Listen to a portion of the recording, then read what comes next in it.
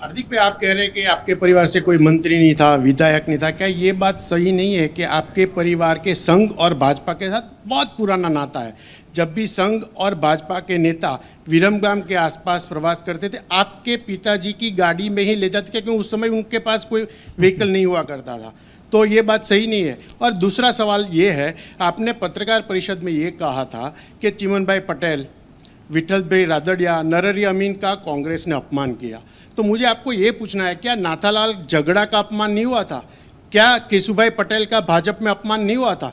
क्या आनंदीबेन पटेल का भाजपा में अपमान नहीं हुआ था? चलिए, आज आपने ये कहा इतने बड़े मंच से कि हम संघ और बीजेपी परिवार से जुड़े हुए थे, तो ये मान लीजिए कि चलिए जुड़े हुए थे, लेकिन हम बीजेपी से जरूर जुड़े हुए थे। हमारे पापा, जब आनंदीबेन पटेल मंडल से चुनाव लड़ती थी, तो मेरे पापा को भाई बनाया हुआ था, और उस टाइम मेरे पापा का सर्विसिबल पंप का बिजनेस था, तो उस टाइम कमांडो जीप आया करती थी जो हमारे परिवार के पास थी। तो आनंदीबेन जब चुनाव के लिए आती थी तो हमारे पापा को लेकर वो जाती थी साथ में चुनाव प्रचार के लिए। और उससे पहले जुरू भाई जब चुनाव लड़ते थे विरमगाम से, तो मंडल से, तब भी उनके साथ जाते थे। देखिए, जीवन की, मैंने कहा कि एक चीज़ ऐसी होती जो परिस्थिति बदल देती है। जब हमारी बहन का ये मामला हुआ, 12th के अंदर अच्छे मार्क्स आए, स्कॉलरशिप नहीं मिली, उसके कारण ये आंदोलन की शुरुआत हुई थी, तो हम लोगों ने आंदोलन की शुरुआत कर दी। तो पापा का रिश्ता बीजेपी के साथ था, और इसीलिए मैं अपने पूरे आंदोलन में बुआ बुआ बोलता रहता था आनंदीबेन पटेल को। ठीक है, चलो वो अलग चीज़ है, पापा का रिलेशन था बीजेपी में, वो अलग चीज़ है। लेकिन आपने कहा कि गुरजन भाई का अपमान हुआ, केशु भाई का अपमान बीजेपी से हुआ, मैंने कहा कि चिमन भाई का अपमान हुआ था कांग्रेस में, नरहरि अमीन का अपमान हुआ था, या विठल भाई रादड़िया का अपमान हुआ था। देखिए, एक दो चीज़ ऐसी है जो मैं गुजरात के कांग्रेस के परिप्रेक्ष्य में कहता हूँ, जो मेरे साथ हुआ, इसलिए मैं ज़्यादा अंदर से समझ रहा हूँ।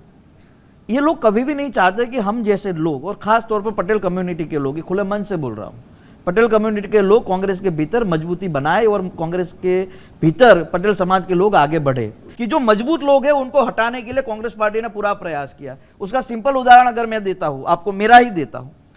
1 महीने से राहुल गांधी को मालूम था कि हार्दिक परेशान है, हार्दिक को स्टेट लीडरशिप परेशान कर रही है।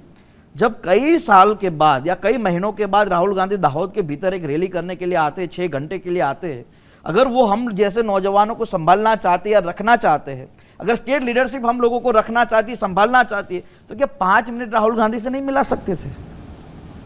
5 मिनट?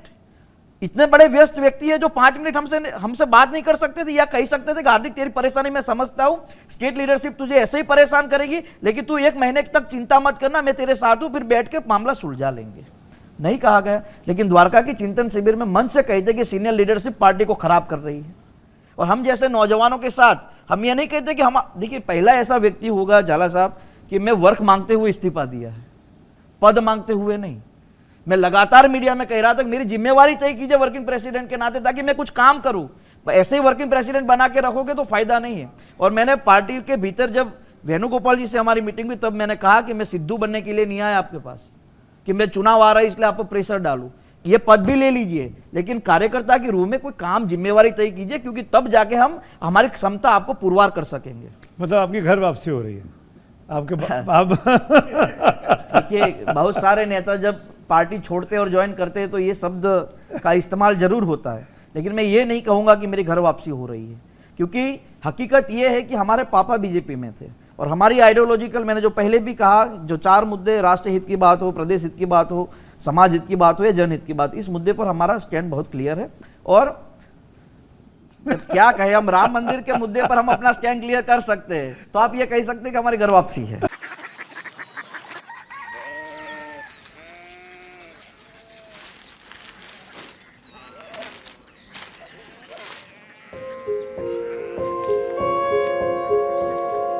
बाबा, बाबा, कोरिया सिटी जानी ना।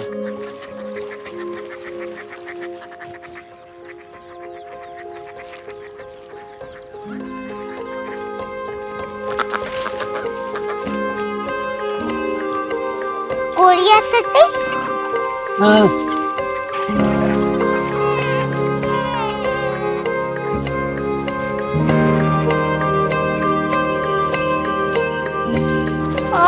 कोरिया सिटी कहाँ पे है? शहर अंग्रेजी लगे हैं।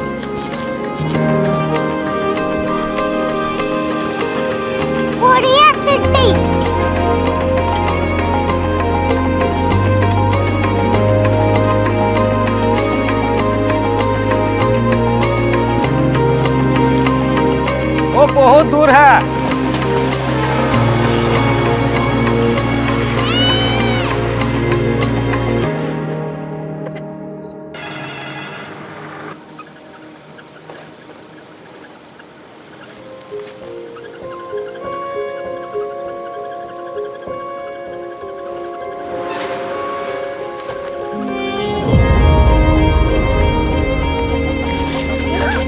कोरिया सिटी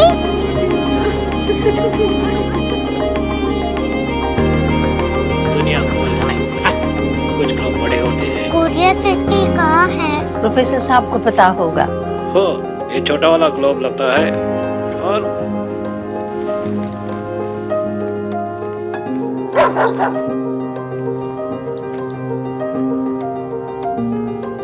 पता नहीं, मेरी बेटी से जाके मिल लो, शायद उसे मालूम हो।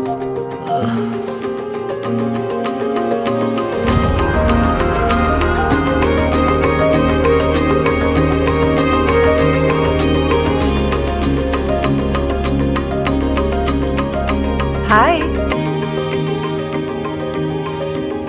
बाबा ने भेजा है।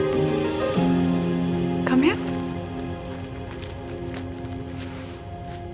कोरिया सिटी कोरिया सिटी नहीं, क्यूरियोसिटी। वो क्या? That's what brought you here, जो तुम्हें यहाँ तक ले आया। क्यूरियोसिटी।